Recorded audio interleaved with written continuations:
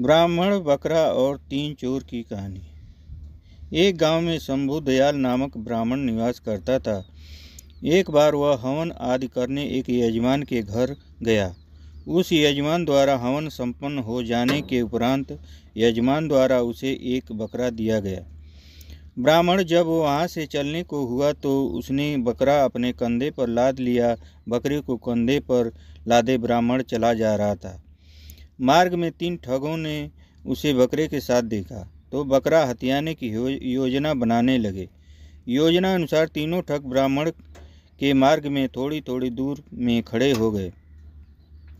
जब ब्राह्मण पहले ठग के पास से गुजरा तो ठग बोला, पंडित जी, ऐसा अनर्थ तो पहली बार देखा है कि एक ब्राह्मण अपने कंधे पर कुत्ता लादे ले जा रहा है।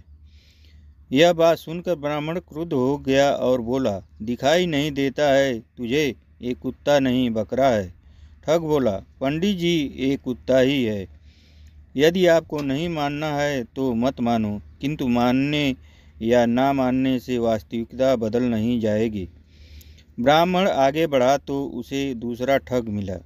उसने ब्राह्मण से कहा, पंडित जी, लगता है आपको ज्ञात नहीं कि उच्च कोट के व्यक्तियों को कुत्ता अपने कंधों पर नहीं उठाना चाहिए। उसकी बात यह सुनकर ब्राह्मण बिदक गया और चिड़चिड़ाते हुए वहाँ से आगे बढ़ गया। कुछ देर बाद उसे तीसरा ठग मिला। उसने भी ब्राह्मण से वही प्रश्न पूछा, पंडित जी, अपने कंधे पर कुत्ता लादे कहाँ जा रहे हैं? तीनों लोगों द्वारा बकरा को कुत्ता कहने पर ब्राह्मण को उनकी बात पर विश्वास हो गया और उसे लगा कि वास्तव में उसके बकरा ने कुत्ता कंधे पर उठाया है। इसलिए उसने बकरे को अपने कंधे से उतारकर रास्ते में ही छोड़ दिया और अपने चला गया। इधर तीनों ठगों ने बकरे को मारकर उसकी दावत का मजा लिया। एक झूठ यदि बार बार कहा जाए तो वह सच लगने लगता है। अतः सच झूठ की पहचान करने अपनी पूरी समझ का इस्तेमाल करें। स्वयं पर इतना विश्वास रखें कि कोई दूसरा आपकी मति भ्रष्ट न कर सके।